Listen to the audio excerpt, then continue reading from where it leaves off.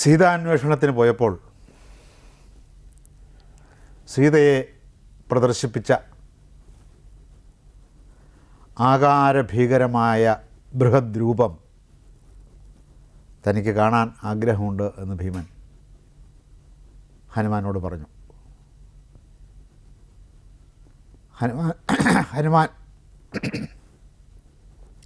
ഹനുമാനത് പ്രദർശിപ്പിക്കാൻ താല്പര്യം പ്രകടിപ്പിക്കാതെ അത് ഒരു കാലത്തിൻ്റെ സൃഷ്ടിയായിരുന്നു എന്ന് പറഞ്ഞു. കാലത്തിൻ്റെയും മഹത്തായ ഒരാവശ്യത്തിൻ്റെയും സൃഷ്ടിയായിരുന്നു. അങ്ങനെ സംഭവിക്കുന്നത് ഒരിക്കൽ മാത്രം സംഭവിക്കുകയേ ഉള്ളൂ. അത് രണ്ടാമത് സംഭവിക്കാൻ പ്രയാസമാണ്. പിന്നെ മാത്രവുമല്ല, അതൊരു സാഹചര്യത്തിൻ്റെ പ്രേരണയുണ്ട്. രാക്ഷസന്മാരിൽ നിന്ന് രക്ഷ പ്രാപിച്ച് എനിക്ക് പോരണം എന്നതൊരു വസ്തുതയാണ്. അതുകൊണ്ടത് ഞാൻ അഭിമുഖീകരിക്കാൻ പോകുന്ന ഒരു പ്രശ്നമാണ്. 2, ഞാൻ നിയുക്തനായിരിക്കുന്ന കർമ്മത്തിന് ഞാൻ പ്രാപ്തനാണോ എന്ന് ദുഃഖം അനുഭവിച്ചു കൊണ്ടിരിക്കുന്ന ദേവി ശങ്കിക്കുകയും ചെയ്യുന്നു. ഞാൻ അവിടെ നിന്ന് രക്ഷപ്പെടുന്നത് വരെ ദേവിക്ക് പിന്നെ അതിനെക്കുറിച്ചുള്ള ചിന്തയും അതിനെക്കുറിച്ചുള്ള ആധിയുമായിരിക്കും.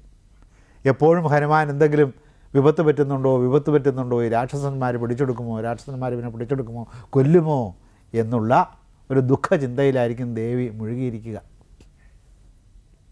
അതിനും പരിഹാരം വേണം. ഈ ദുഃഖചിന്തയ്ക്കപ്പുറത്ത്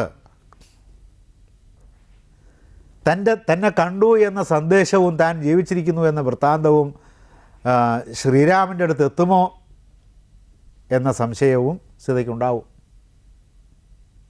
അതതിനേക്കാൾ ദുഃഖകരമാണ്. എൻ്റെ മൃതിയേക്കാൾ ദുഃഖകരമായിരിക്കും താൻ ജീവിച്ചിരിക്കുന്നു എന്ന വസ്തുത, താൻ ലങ്കയിലുണ്ട് എന്ന യാഥാർത്ഥ്യം ശ്രീരാമനെ അറിയിക്കാൻ പറ്റിയില്ലെങ്കിലോ എന്ന ആധി. ഇതെല്ലാം കൂടി ചെലുത്തിയ സാന്ദർഭികമായ പ്രേരണയുടെ സദ്യോഫലമായിട്ട് ആവിർഭവിച്ചതാണ് ആ ആകാരം. അത് കൃത്രിമമായി വെറുതെ ഒരു കാഴ്ച വസ്തു എന്നുള്ള നിലയിൽ ആവിഷ്കരിക്കുക ദിവ്യമായൊരു അനീതിയാണ്. നിനക്കങ്ങനെ പറയാം, പക്ഷേ എൻ്റെ ഭാഗത്തു നിന്ന് അത് ചെയ്യാൻ പാടില്ല. അതിൻ്റെ പ്രചോദനം വേണം, അതിൻ്റെ പ്രേരണ വേണം, അതിൻ്റെ ആവശ്യം വേണം, അതിൻ്റെ സാഹചര്യം വേണം, അതിൻ്റെ ഒരു കർമ്മനിർബന്ധം വേണം. അതൊന്നും ഇപ്പോൾ ഇല്ല. ഇത് തന്നെയാണ് ഭഗവാൻ അർജുനനോട് പറഞ്ഞത്. അർജുനൻ ഭഗവാനോട് പറഞ്ഞു, പണ്ട് യുദ്ധത്തിന് മുമ്പ് യുദ്ധവേദിയിൽ വെച്ച്, കുരുക്ഷേത്രത്തിൽ വെച്ച് ഭഗവത്ഗീത എനിക്ക് ഉപദേശിച്ച് തരികയുണ്ടായല്ലോ. അതെല്ലാം ഉൾക്കൊള്ളത്തക്ക വിധത്തിൽ ജ്ഞാനസ്വീകാരയോഗ്യമായ ഒരു മനോഭാവത്തിൽ നിൽക്കുകയായിരുന്നില്ല ഞാൻ. ഇപ്പോഴെനിക്ക് ജ്ഞാനം ഗ്രഹിക്കാനുള്ള ആഗ്രഹമുണ്ട്, അതിനുള്ള മനോഭാവമുണ്ട്. അതിന് ഞാൻ അഭ്യർത്ഥിക്കുകയും ചെയ്യുന്നു. അതുകൊണ്ട് ഭഗവത്ഗീത ഒന്നുകൂടി ഉപദേശിക്കണം. അപ്പോൾ ഭഗവാൻ പറഞ്ഞു, ഇപ്പോഴതിൻ്റെ ആവശ്യമില്ല, ഇപ്പോഴതിൻ്റെ സാഹചര്യമില്ല, എനിക്കതിനുള്ള പ്രചോദനവുമില്ല, നിനക്കതിൻ്റെ ആവശ്യവുമില്ല എന്ന് പറഞ്ഞു. മനുഷ്യൻ്റെ പ്രപഞ്ചാവിർഭാവത്തെയും പ്രപഞ്ചത്തിൻ്റെ നിലനിൽപ്പിനെയും പ്രപഞ്ചത്തിൻ്റെ പരിണാമത്തെയും പ്രപഞ്ചത്തിൻ്റെ ഗതിയെയും പ്രപഞ്ചത്തിൻ്റെ അന്ത്യത്തെയും സംബന്ധിക്കുന്ന മനുഷ്യൻ്റെ ആശങ്കകളും ആലോചനകളും അവൻ്റെ ഉത്കണ്ഠകളും പ്രശമിപ്പിക്കാനുള്ളൊരു ഉപാധിയല്ല ദർശനം. പാശ്ചാത്യരെ സംബന്ധിച്ചിടത്തോളം അത്തരമൊരു ഉപാധിയാണ് അവരുടെ തത്വചിന്ത. പ്രപഞ്ചം എങ്ങനെ ഉണ്ടായി, അതിന് കുറേ ഉത്തരങ്ങൾ കണ്ടുപിടിക്കണം. ഇതിനാണ് അവരുടെ ക്യൂരിയോസിറ്റിയെ ശമിപ്പിക്കാനാണ്.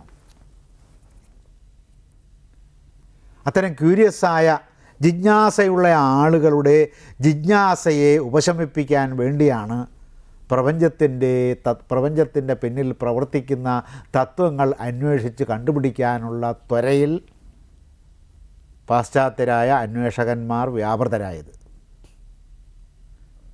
ഭാരതത്തിൽ അങ്ങനെയല്ല. ഭാരതത്തിൽ ജീവിതത്തിന് പ്രയോജകീഭവിക്കുകയും ജീവിതത്തെ മൃഗജീവിതത്തിൽ നിന്ന് ഉയർത്തുകയും ജീവിതം സുഖസമ്പൂർണമാക്കുകയും ജീവിതത്തിൽ നിന്ന് ദുഃഖത്തിൻ്റെ ഇരുട്ടിനെ നിർമ്മാർജ്ജനം ചെയ്തിട്ട് സുഖത്തിൻ്റെ വെളിച്ചത്തെ ഉദിപ്പിക്കുകയും ചെയ്യുന്നതിന് വേണ്ടിയാണ് പ്രപഞ്ചത്തിൻ്റെ സത്യം അന്വേഷിക്കാൻ ഭാരതീയരായ ഋഷിമാർ ഉദ്യുക്തരായത്. രണ്ടിൻ്റെയും രണ്ട് ലക്ഷ്യമാണ്. ഒന്ന് ഉത്കണ്ഠയുടെ ഉപശമമാണ്. ഇവിടെ അത്തരമൊരു ഉത്കണ്ഠയേ ഇല്ല. പിന്നെ എന്താണ്?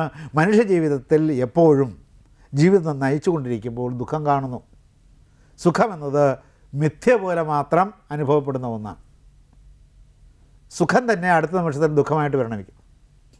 ഏത് സുഖത്തിൻ്റെയും അന്ത്യം ദുഃഖത്തിലാണ്.